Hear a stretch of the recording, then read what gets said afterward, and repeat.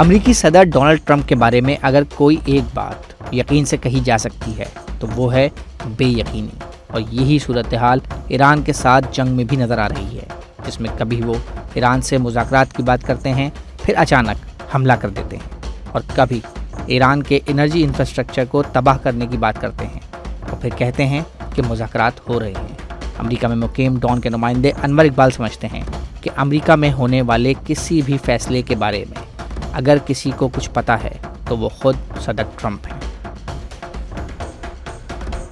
جو ٹرمپ انتظامیہ ہے نا،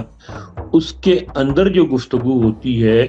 وہ میڈیا میں اس لیے رپورٹ نہیں ہو رہی ہے کہ ٹرمپ انتظامیہ کے بارے میں کہا جاتا ہے کہ صدر ٹرمپ اپنے فیصلے خود کرتے ہیں، سنتے ضرور ہیں لیکن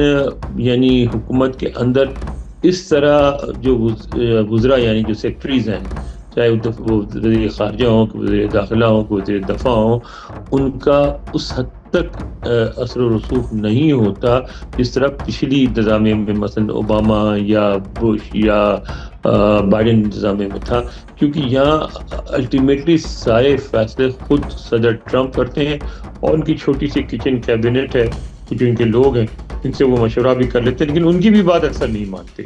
تو اس لیے یہاں جو ہے نا اس انتظامیہ کے بارے میں یہ کہنا کہ انتظامیہ کے اندر کیا بات ہو رہی ہے بہت زیادہ معنی خیز نہیں ہے، کیونکہ اکثر یہاں یہ کئی دفعہ رپورٹیں آئی ہیں کہ یہ ڈیسیشن لے لیا، صرف امریکہ غیر ملکی معاملات میں نہیں، اندرونی معاملات میں بہت بڑے بڑے ڈیسیشن لے لیے، اور اکثر خود ان کی اپنی کابینہ کو جب وہ فیصلہ نافذ ہو گیا تو اس کے بعد پتہ لگا۔ مزید نیوز اپ ڈیٹس اور ڈیجیٹل سٹوریز کے لیے سبسکرائب کریں ڈان نیوز پاکستان۔